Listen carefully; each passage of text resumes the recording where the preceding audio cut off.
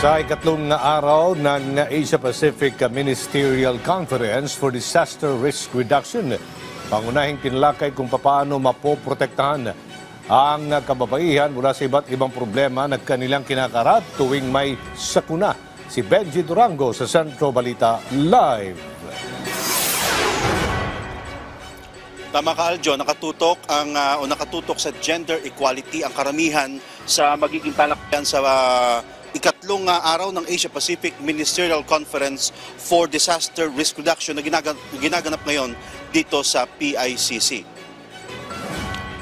Hihimay-himayin ngayon ang mga problemang kinakaharap ng mga kababaihan na itinuturing na bahagi ng vulnerable sector sa tuwing may sakuna.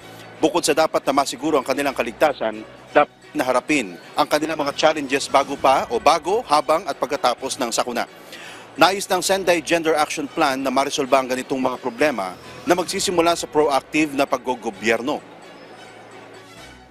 Our country remains predominantly anchored on reactive disaster response, increasing the dependence on relief goods and provisionary assistance. As a result, the economic mobility and sustainable development are sacrificed. We focus on ensuring that everyone, especially the most vulnerable, experience equitable safety and dignity before, during, and even after disasters. Pakay sa mga pagtalakay ngayong araw kung paano masisiguro na magiging gender responsive ang disaster risk reduction efforts na hindi pa natin alam kung paano ito gawin.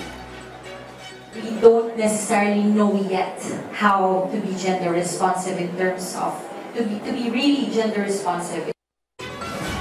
Sa Asia-Pacific nations, bansang Fiji ang may malinaw na gender exclusivity pagdating sa disaster response. Hindi pa ito na-adapt sa Pilipinas pero hindi malabo na mangyari ito sa bansa. Ang Gender Action Plan ay may malaking bahagi sa Sendai Framework for Disaster Risk Reduction na isang global agreement na inadapt na noon pang 2015. Ang APMC-DRR na isinasagawa ngayon dito sa bansa ang magsisilbing regional platform para sa mga bansa sa Asia-Pacific region para i-discuss at i-implement ang Sendai Framework.